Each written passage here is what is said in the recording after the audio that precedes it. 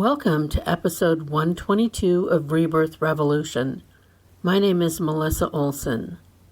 The cultural conversation of the last few weeks has focused on the pulling of books from school libraries and the dust-up over misinformation and racist comments on a man's podcast.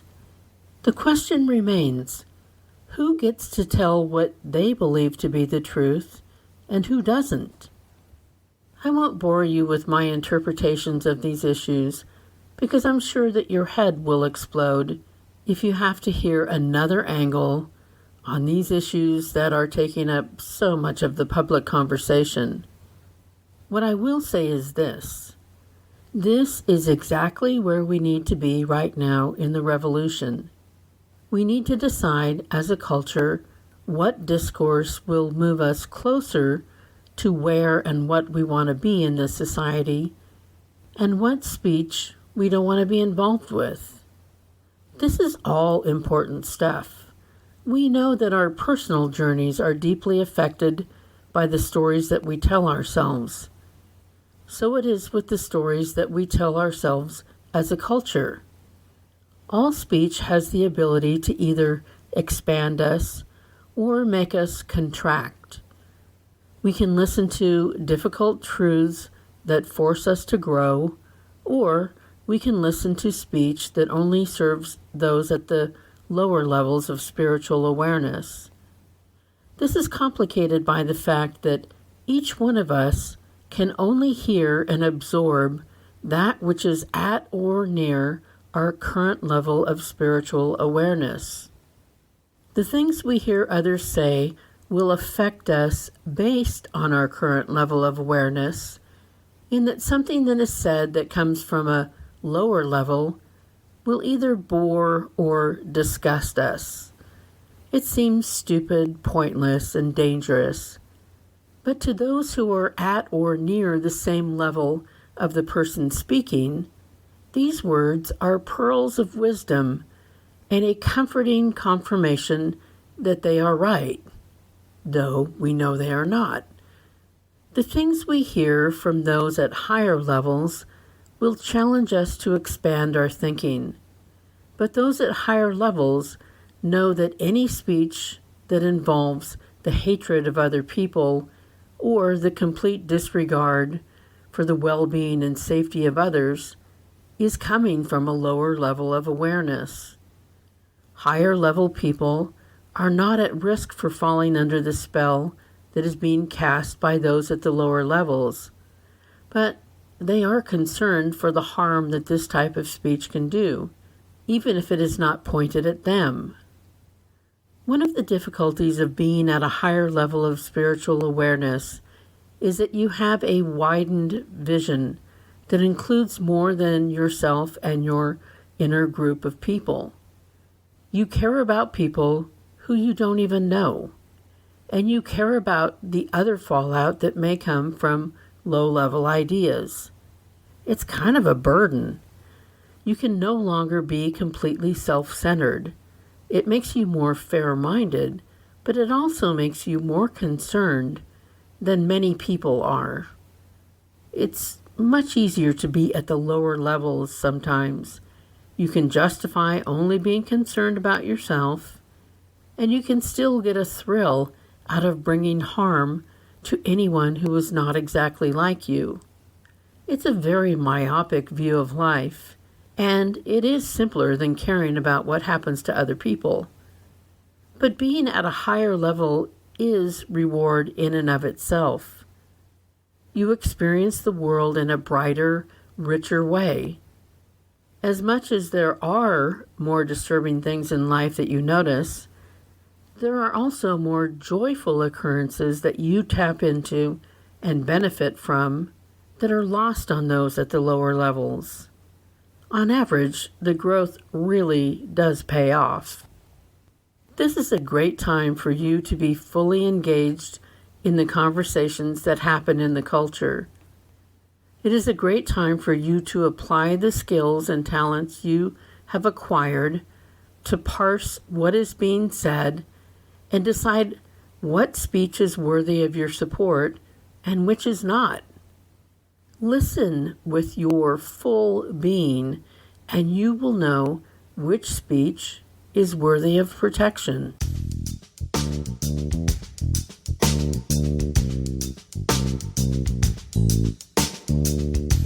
As we go back and forth about some of these crucial issues that we face daily, we observe people saying and doing things that are pretty atrocious.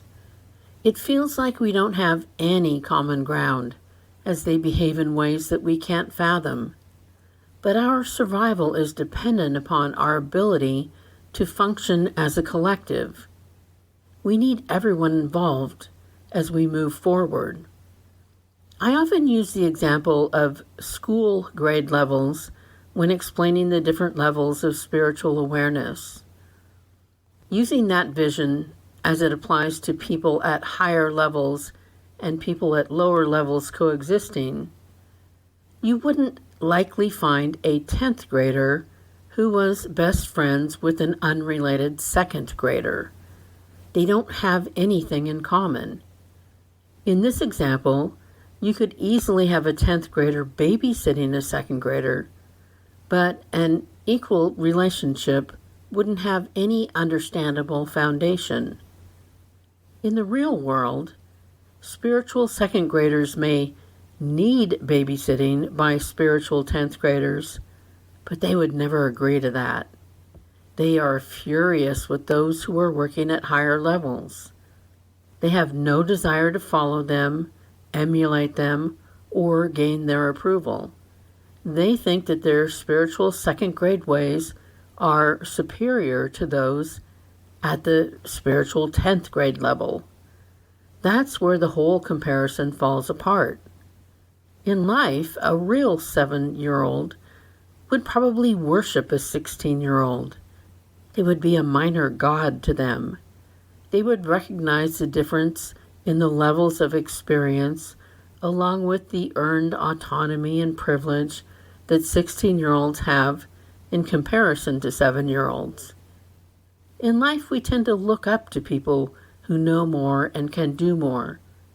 But that is not the case in the spiritual levels. Everyone, no matter what level, somehow thinks they have it all figured out and that others are either stupid or weird.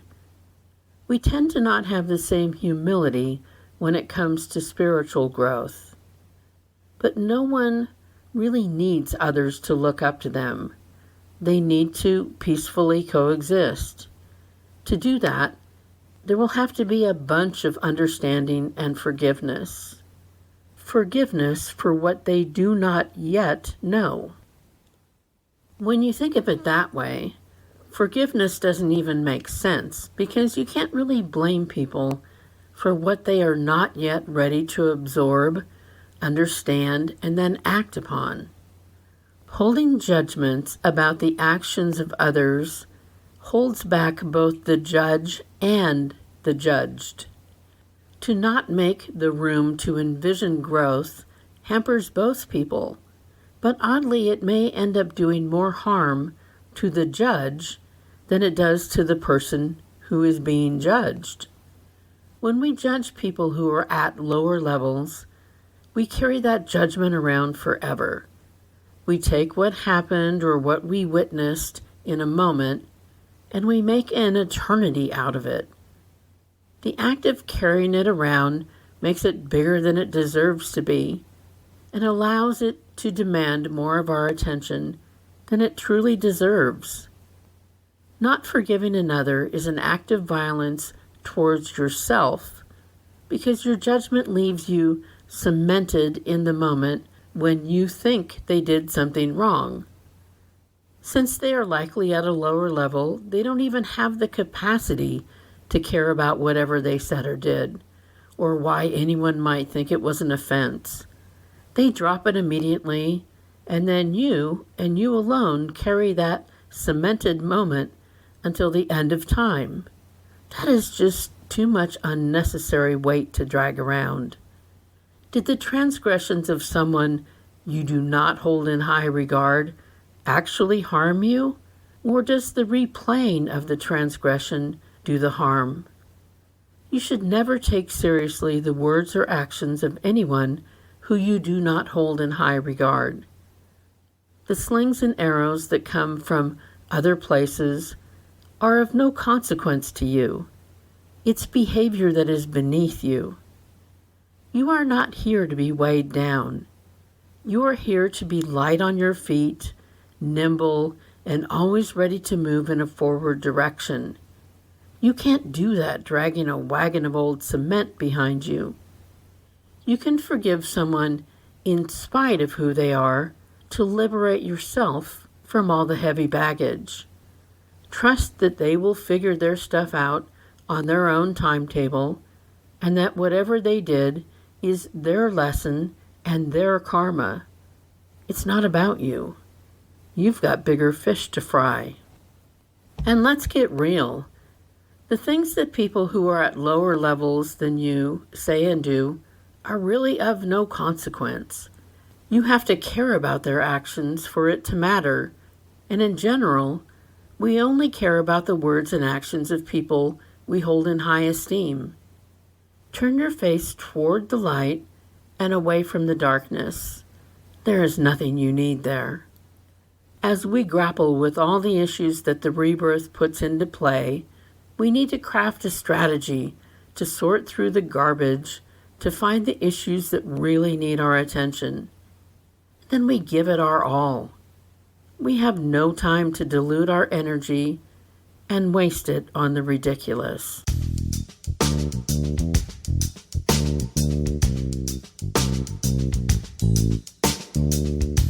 In my family of origin, mistakes were a huge deal. I'm not talking about enormous, shocking mistakes. I'm talking about the everyday mistakes that we humans tend to make as we grow up and learn to do better. I am one of 6 children. My mother's vision for her children was that they live their lives in a manner that would not attract attention or criticism from others. She would hope that none of us had our name in the paper until our obituary was published. She would wish that our neighbors know little to nothing about us and find no fault in our actions. Beneath all of this was a fear for us that we wouldn't be able to recover if we made mistakes. Much of this could be because she held on to every mistake we ever made and could dazzle us with her immediate recall throughout her very long life. She assumed that the world would not forgive us because she couldn't. For her, mistakes were unacceptable, even if they were required to achieve anything in this world. She was taught to not forgive herself for her mistakes, and she was taught to not forgive others. She made many of them, and to her last days was unable to forgive herself. She was also unable to own up to her mistakes, even though her relationships with her children had suffered because of her lack of accountability. The judgment she held on to for her children survived into her late-in-life dementia. She spent her days caring for a doll which she was sure was alive. She didn't know who most of the people around her were. She was unable to care for herself in any manner, but she could still express terrible feelings she had about her own real children. She could tell her caregivers that the pretend baby doll that she was sure was communicating with her was a much better kid than the 6 previous ones she had had. Instead of facing her parenting mistakes, she kept a list of every child's transgressions and told complete strangers that she had terrible children. When you're unable to see mistakes as an important part of the human process, you have to hide your own and try to find bigger ones in other people. That way you are always ready, if confronted with a mistake of your own, you're ready to throw an even bigger one in the confronter's face. Mistakes degrade your own sense of self and allow you to degrade the value of others.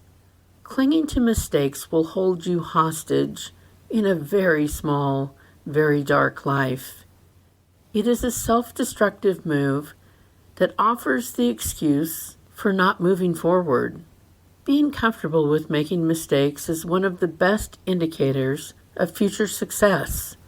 Mistakes are simply adjustments and refinements that you will predictably encounter on the way to what you want to accomplish and what you are here to learn. You'll need to be capable of shutting out those who would jeer and shame you. They want to stop you in your tracks. Don't deny the mistake. Learn from it and incorporate that lesson into your strategy moving forward. I have compassion for my mother's struggle with mistakes and forgiveness. She wasn't taught a healthy way to process life, and therefore she did not have the capacity to teach it to her children. I'm sure she was working on the same issues that many mothers of her generation struggled with. I feel compassion because I realize, in retrospect, that her struggles were not about her children. Her struggles were about herself. She couldn't ever let herself off the hook. She could never embrace her own humanity, and it kept her from embracing anyone else's. It was a life marked by accusations, recriminations, and regrets. And it never had to be that way. You're not here to be perfect. You are here to be human. And you are here to move closer to feeling nothing but love and compassion for yourself and others.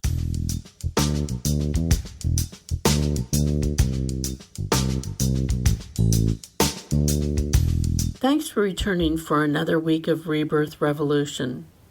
Keep hanging in there even though it feels increasingly chaotic. Find moments to connect with anything and everything that brings you joy and solace. Watch your internal barometer and be prepared to pull back from the news of the day when you notice that the atmospheric pressure is getting to be too much for you. You can always let me know how you're doing by emailing me at rebirthrev@gmail.com. I'd love to hear from you. Rebirth Revolution can be found on all the podcast apps, the music apps, and full episodes play on YouTube and on our Facebook page. Please subscribe, download, and share whenever possible. Until next week, don't expect too much of yourself. Don't expect too much of others. Get vaccinated, wear an N95 mask, and order your free test kits, and live to fight another day. Remember, you are loved exactly as much as every other person on the planet, not 1 ounce more or 1 ounce less. Stay strong and safe and forgiving.